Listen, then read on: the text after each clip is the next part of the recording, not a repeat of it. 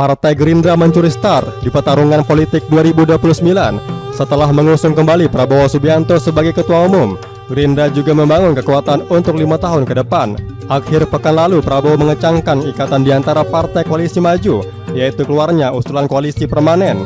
Prabowo punya pandangan tersendiri soal persaingan di Pilpres dan Pilkada serentak 2024 yang berpotensi menimbulkan perpecahan. Persaingan tidak harus bermusuhan. Dia juga membuka pintu bagi lawan politik untuk bergabung di koalisi Indonesia Maju.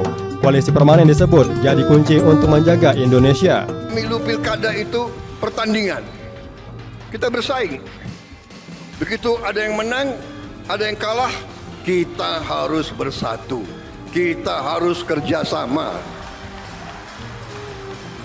Bersatu tidak berarti semua masuk pemerintahan. Tidak. Kalau perlu iya. Kalau perlu, kalau tidak juga nggak apa-apa. Dalam arti mereka yang tidak masuk pemerintah, kita tetap anggap sebagai patriot-patriot bangsa Indonesia. Wakil Ketua Umum DPP Partai Gerindra, Sugiono, juga buka suara terkait koalisi permanen. Usulan itu demi semangat persatuan dan menjaga suasana rukun serta damai. Suatu suasana yang rukun, damai, dan sejuk.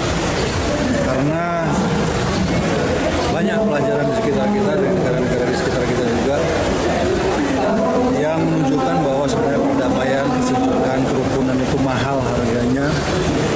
Dan kita juga bersyukur bahwa para pendiri bangsa ini dulu sudah begitu sangat menyadari bahwa persatuan adalah sesuatu yang penting. Koalisi permanen punya makna tersendiri di mata Ketua Umum Partai Kebangkitan Bangsa, Muhaimin Iskandar, yaitu memberi pelayanan lebih efektif kepada rakyat. PKB juga menjadi bagian dari kebersamaan di dalam koalisi Indonesia Maju. Koalisi, bahkan permintaan Pak Prabowo untuk koalisi permanen sangat baik. Tujuannya cuma satu, kalau semua terlibat, kalau semua menjadi bagian utuh dari pembangunan, maka kita bisa melayani rakyat dengan efektif. Ya, kita ingin menjadi bagian dari percepatan kemakmuran kesejahteraan rakyat. PKB menjadi bagian dari kebersamaan di dalam koalisi yang kuat dan kokoh agar semuanya bisa cepat terwujud. Kabinet Merah Putih baru berusia 100 hari pada 28 Januari 2025, tapi Presiden Prabowo sudah memberi sinyal terbentuknya koalisi permanen. Apakah dukungan ini untuk menatap Pilpres 2029? Kan PAN sekutu sejatinya Gerindra. Yang paling setia dengan Gerindra kan PAN, kan sudah teruji kan. 3 kali, ke-4 kali, mungkin bisa jadi yang ke-5 kali gitu. Jadi sudah pasti capresnya PAN juga akan menuju ke Pak Prabowo juga. Ya itu ada forumnya di internal PAN, tapi yang paling setia dengan Gerindra dan Pak Prabowo itu PAN yang sudah teruji. Partai Demokrat juga punya sikap sama. Demokrat akan mendukung Presiden Prabowo Subianto jika kembali maju di Pilpres 2029. Tentu.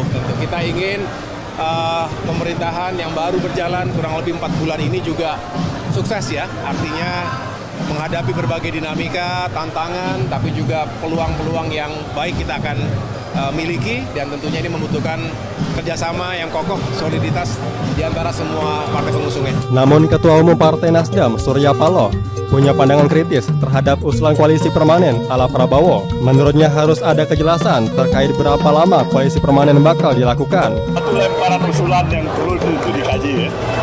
Saya pikir itu amat memungkinkan. Pak, tapi kalau dari Nasdem sendiri Pak, apakah itu salah satu usulan yang positif atau seperti apa? Ya, kita akan bawa kepada tim khusus untuk melakukan kajian yang terbaik. Tetapi pada dasarnya itu hal-hal yang baik gitu. Kalau bisa permanen baik, tapi permanen sampai berapa waktu kan? Pasti ada batas waktu kan? Ya, apakah 2 kali pemilu, 3 kali pemilu, 4 kali pemilu, 5 kali pemilu dan sebagainya ya. Koalisi permanen ala Prabowo menimbulkan banyak tanya. Di satu sisi, koalisi permanen untuk menjaga keharmonisan antar parpol. Namun di sisi lain, koalisi permanen menjadi senjata untuk Pilpres 2029. Tim Liputan Jawa Post TV memberitakan.